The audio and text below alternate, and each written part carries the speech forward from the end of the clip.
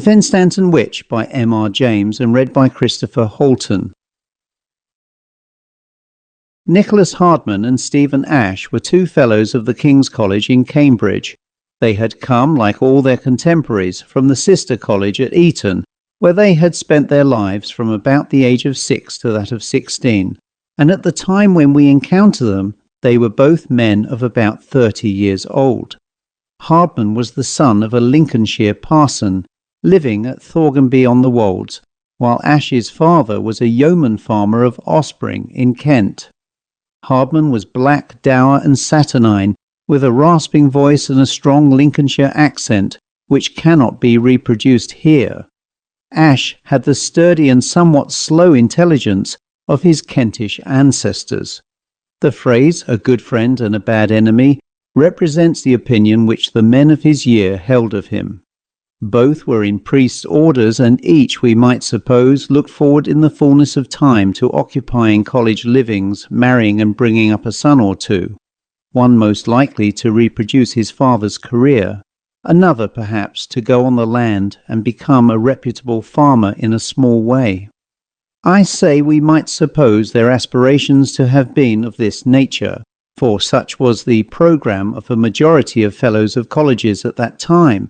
But there is an entry in the book called Harwood's Alumni, which shows that they entertained ideas of a very different sort, and it has occurred to me that it may be worthwhile to tell the story of what they adventured and what came of it. I have alluded more than once to their times, but I have not yet told you when they lived. Anne was filling the throne of England, Scotland, Ireland and France, and Dr. James Roderick was provost of the college, having been elected by the Fellows in preference to Sir Isaac Newton, whom the Prince of Orange, King William III of blessed memory, would have intruded into that pasture. The Fellows of Kings had vindicated their right of election, and the lower master of Eton occupied the lodge. He was known as one of the 4 smoking heads, while Sir Isaac lived in the observatory over Trinity Great Gate, and according to popular legends, gently remonstrated with his dog Diamond, or cut holes in his door to admit his cat and kitten. The university was a happy, sleepy place in those days, one is apt to think. But after all, what with the church in danger and the excitement of depriving Dr. Richard Bentley, then Master of Trinity, of his degrees, there was probably no lack of sport to be had within the precincts, and certainly just outside them there was more than there is now. Snipe was shot on Parker's Piece, and the dreary expanse of undrained fen was the haunt of many a strange fowl, not to speak of other inhabitants of whom I may one day find an occasion to tell. But it is time to leave generalities. The 2 sheep to whom we must return, and I am afraid they were black ones, were very close friends, but few men in the university, or indeed in the King's College itself, could boast of more than a speaking acquaintance with either. They occupied one room in the old School of Kings, north of the chapel, which room was always locked when they were out.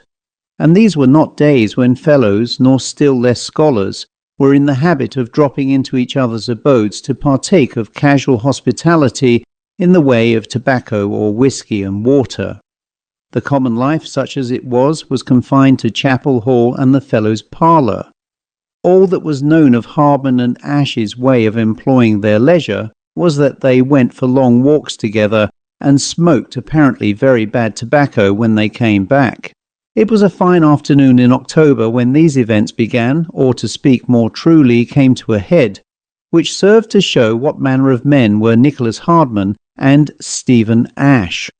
Chapel service, we may be sure, was at 3, and both of our friends were there, staring at each other from opposite stalls.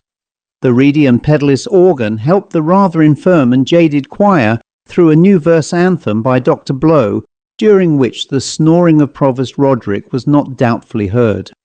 At near 4, Dr. Tudway, the organist, played out the scant congregation with a march of his own composition.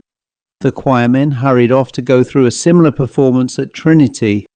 The boys rushed off to whatever haunts in the town they had emerged from. The provost strolled to his lodge. Then, at the eastern end of the chapel, and the fellows and scholars made their way across the strip of ground on the north side, holding on their caps, for a strong west wind was blowing the yellow leaves about, and so into the old court, and to dine in hall. A course meal, I expect it was, and a silent one. The vice-provost and 3 or 4 seniors occupied one table on the dais. The masters of arts, among whom were Hardman and Ash, filled a second along with the fellow commoners, and the bachelors and undergraduate fellows and scholars 2 more. There may have been 50 people in the room. Not much passed at dinner, which lasted about 40 minutes, but afterwards the fellows returned to the parlour and the scholars to their rooms. With these last we are not concerned, but we may as well follow the seniors. They are sitting at a large table, clothless, with some decanters of wine. I don't know whether port or claret, much depends upon the date of Lord Methuen treaty with Portugal, and something like conversation has broken out. "Where did you ride today, Mr. Bates?" said Mr. Glynn. "Only so far as Fenstanton." "Fenstanton? Ah, is that where the witch was ducked last week? Lord Blandford was riding by at the time." This was the Duke of Marlborough's son and heir, who died shortly afterwards, and was now a fellow commoner. "And his lordship made some hot-headed show at rescuing the old creature. Has there been any stir made? Dodgson of Magdalen has this living, but I doubt if he hath not moved, no one will. 'Tis a lost place, Fenstanton, for all it be on the Huntingdon road." Thus far Mr. Glynn, who had rather a knack of monopolizing conversation. "Well, to tell truth," says Bates, "I had not heard of the matter, but the bell was tolling for a burying as I rode through, and I happened to meet Dodgson coming from his beer and pipe, as I judge, to the churchyard. He did let fall something which could fit with what you say. Pray, did you hear the name Glynn, Galpin, or Gibson, some word with a G in it?" "Gibson, Mother Gibson, that was the name for a guinea. So that ducking has finished the poor creature," said good-natured Glynn. "These fen rustics are little but brutes. I vow the coroner should have sat, and there should have been a dozen strung up at the assizes, and in any but Dodgson's parish there would have been. But Lord, the man thinks of nothing but his tithes and his beer." "Matthews had the parsonage before Dodgson," said Bates, "and in his time there were 4 attempts at swimming that old woman. Not a boy nor man in the parish, he told me, but was ready to swear she had signed herself away. But Matthews threatened to call in the sheriff, and he would have done it too, so they kept mum in his time." "For all that," said Glynn, "I remember his saying in this parlour that when he looked at her, he was half in a mind to believe the tale. He pointed her out to me one day, and it is sure that she might have sat for a portrait of the enemy as far as her eyes were concerned. They were as red as blood, and the pupils like a goat's." With which Mr. Glynn was silent and shuddered slightly. "Did they bury her in the churchyard, Bates?" said Dr. Morell, the vice-provost. "Yes, Mr. Vice-Provost, I noticed a grave dug on the north side, which I take it was for her." All this talk about burying witches puts me in mind of William of Malmesbury's tale, that Dr. Gale printed not so long back. This was from a new contributor to the conversation, Mr. Newborough, afterwards headmaster of Eton, who was more bookishly inclined than many of his compeers. "Do you know it, Mr. Glynn? You should look at Malmesbury." And he proceeded to tell the story which Southey has put into rhyme under the name of the Old Woman of Berkeley. After that came a short discussion of the Witch of Endor. Then the conversation drifted to Dr. Hodey's book on the versions of the Bible, then by a not uncommon fate to Dr. Bentley's last enormities, and thence back to the familiar question of college livings and probable vacancies. In the midst of this, Hardman and Ash made their bow to the vice-provost and went out. They had neither of them made any remark since dinner, but Dr. Morell, an observant man, noticed that they had taken a very considerable interest in the early part of the conversation. "2 dull dogs gone," said Dr. Glynn, when the door closed behind them. "I pity their wives if ever they marry, and their parishes if ever they take 'em." Quiet enough if they are dull, said Newborough. I don't know that, Newborough, said Morrell. The man that has chambers under theirs doesn't always sleep best. What can keep those two men treading about the whole night, as I am told they do, and what have they on their minds that makes them sigh and moan like two sick owls, as Burton says? You know everyone in college, Glyn. Tell us, pray, were you ever in Hardman's and Ash's chambers? Not I, said Glyn. I knocked at their door one day, I recollect, last year. Such a clatter as they made before they opened it, I vow I never heard. But all I can tell of the matter is that Hardman was as pale as a ghost when he opened to me, and that the place smelt as sweet as a bonfire of old rags and bones. Hardman made shift to ask my business, and then shut the door in my face. Well, said the Vice-Provost, he might have spared himself the question, Glyn. I never knew you have any business in this life yet. Never matter. 'Tis time to turn unto the coffee-house, gentlemen. I have told Dr. Coates we should be there before 8, and the clocks are going the quarter now. The company adjourned therefore to a coffee-house on the market-place, and smoked clay pipes till 10 with Dr. Roger Coates and some other gentlemen from Trinity, Queen's and Bennet colleges. The curfew bell was ringing, and it was a fine night when Hardman and Ash, each with a packet and a stick, emerged from the gates of King's College, and told the porter, a fuddling old ruffian, as were most college servants of that day, that they were not like to be returning that night. Neither said any word on till they were clear of the town and on the Huntingdon road. Then said Nicholas Hardman, If all goes as it should tonight, Ash, we shall know a matter worth knowing. Yes, Nick, and there will be a matter worth having in one of these bundles, said Ash. I dare swear, though, that there will be some disappointment. Newborough's tale of the old witch set me a-thinking. You have the book upon you, Nick. Book? What book? Dr. Gale's print of Malmesbury, I suppose. A fat folio of a stone weight. It is likely. No, not Malmesbury. Our book. The book, I mean. Call me fool if you like, Stephen, but don't ask such another question. Have I come forth without my head?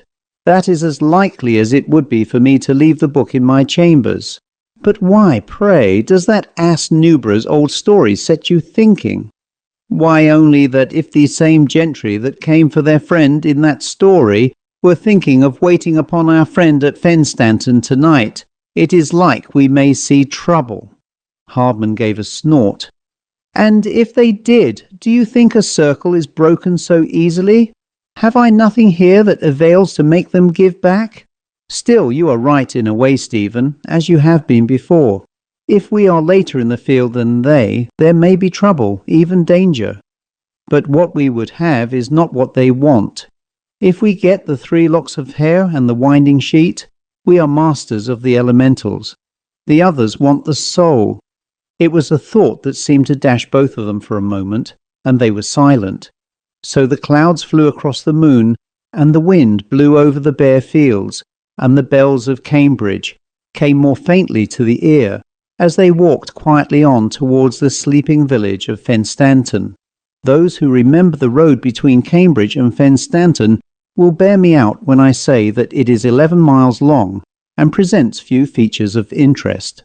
There is an occasional wayside inn, a few farms lie a little off the road, and on a clear day we may see the lantern and western tower of Ely, and a good many nearer church towers. The church that lies nearest to the road is that of Lulworth, on the left hand, some 5 or 6 miles out. There was something doing at Lulworth when Hardman and Ash passed it. The bell was going, and the windows lighted. Nocturnal funerals were almost the rule in Queen Anne's time for anyone who claimed to be a magnate, so that it did not surprise the lookers-on when they saw 2 lines of torches working their way slowly through the trees near the church, and when they saw a figure in white flit out of the south porch to meet the cortege, they knew that it must be the parson. Yet a few moments and the procession was in the church. Then they walked on again, for they had paused a moment. The turning out of the main road towards Lulworth Church lay some little distance ahead, and down the lane were coming a group of figures at a great pace. They reached the road and turned down it towards the travellers, who were a little daunted thereby because they did not wish to be recognised as Cambridge parsons at that hour of the night. There appeared to be 7 people clustering round one in the midst, and their action and gait was like that of watchmen who had taken a prisoner. The party came on, and it seemed as if this conjecture might fit the situation, for the person in the midst was plainly reluctant, and as plainly was being hurried on by the rest. Hardman and Ash drew toward the hedge to let these men pass, and their eyes were riveted upon the face of the captured man. It was not lightly to be forgotten, for it is not often that anyone beholds the face of a man who has lost all hope and yet has room in his brain for an unspeakable fear.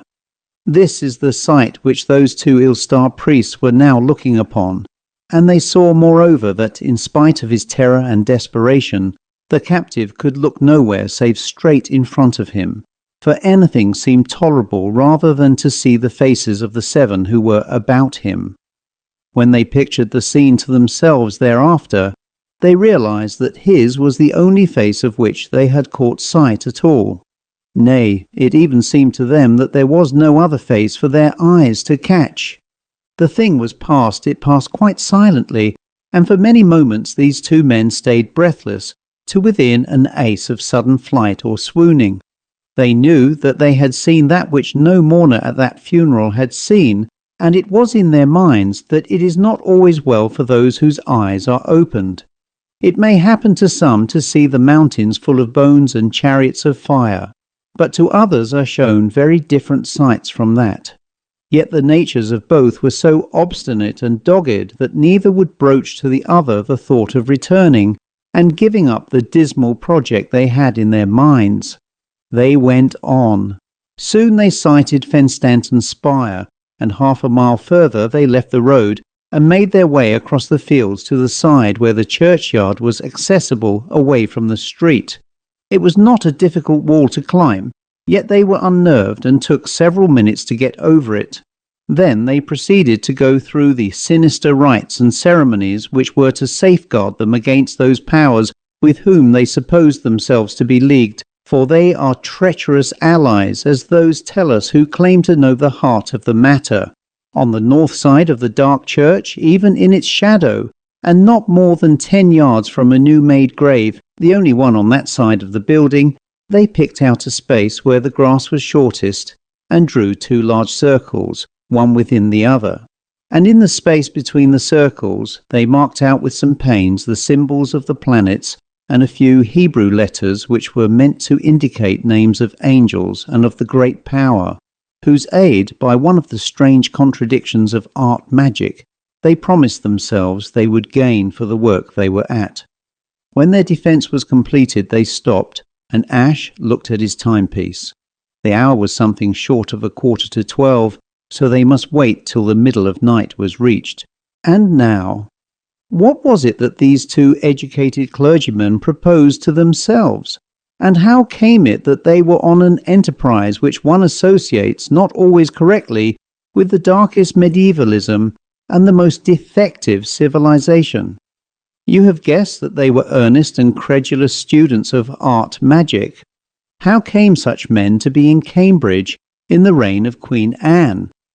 I can only answer that in that day there were many such men in Germany, and that the instinct which prompts men to seek intercourse with the unseen peoples of the air is one that may come to the surface in any civilization and in any century. Many have a sneaking idea that the intercourse has been sometimes gained, but that is little to the point.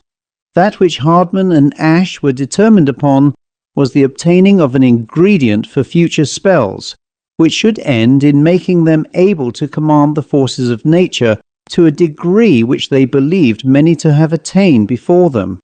They meant on this night, and they were confident of accomplishing it, to go through certain forms of words which would have power to make the corpse of the old woman buried that day to arise out of the grave and come to them, and give them, it is horrid to think of, the portion of the grave clothes and the locks of hair of which Hardman spoke when they were on the road. Then should the body return to the earth as it was and the soil be replaced above it.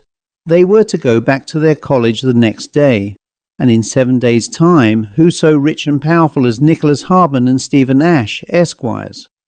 It was with a strange kind of exaltation that, as midnight came near, Hardman drew from his bosom a paper book, about 100 years old, ill-written and full of diagrams, like that which had just been drawn upon the ground, and within whose compass both of them were standing. He began to read or intone a Latin form of conjuration, a sinister kind of church service, in which the most sacred of names were freely employed, and to this Ashe had made the set appointed refrains. The night had been disturbed throughout and windy, but no rain had fallen, and the thin clouds kept covering the moon, which was by this time low and near the horizon. The wind rattled in the louvres of the tower, and every now and then swung the tongue of a bell so that it sounded in a dim and far-off fashion. Nicholas Hardman read on and read faster and louder, and Ashe responded at short intervals. They had now entered upon the 91st Psalm, Qui habitat, whoso dwelleth, and they were just promising themselves deliverance from the terror that walks in darkness, when a blacker cloud than usual left the moon's face, and Stephen Ashe fell like an ox at the feet of Hardman. For it seems that it had been determined that these fools should be answered according to their folly.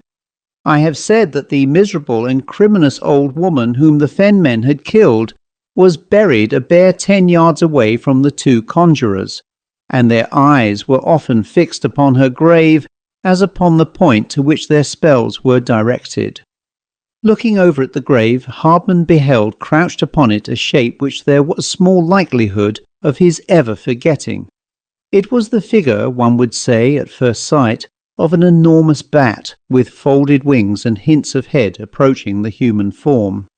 In a short moment Hardman caught sight of the folds of wrinkled skin or hide that hung down from the cheeks, of the wide ears which shone transparent in the moonlight, and of the 2 lines of dusky red fire which marked the almost closed eyes. And further, he declared afterwards, he saw the earth heap upon which this being was crouched stir and wave beneath it. Not long was he allowed to remain a spectator, for this terrific appearance rose to its height, and for a minute seemed to look about as if for a victim whom it knew to be near. Hardman, almost at the pitch of despair, yet trusted dimly in his charmed circle, but the creature on a sudden turned full in his direction, and stepped swift and straight towards him, not flinching for an instant at angelic names or planetary symbols. In another moment, its talons were raised toward his face, and he knew no more. It was Ashe who helped him back to Cambridge in the morning of the next day, and it was Ashe also who, for the 20 years that he survived, sheltered him in the parsonage of Willerton, and ministered to him, himself a stricken man. But Hardman never saw light again. The college at large never learned the rights of the story. 2 days after the catastrophe, Mr. Glynn says to Mr. Morrell, being Vice Provost, "What did you do at the seniors' meeting this morning, Mr. Vice?" "Sealed the presentation to Weed and Lois and received a declaration, Glynn." "A royal declaration, or what?" "No, Glynn. Mr. Provost will tell you about it maybe if you ask him." So off goes Mr. Glynn to the lodge.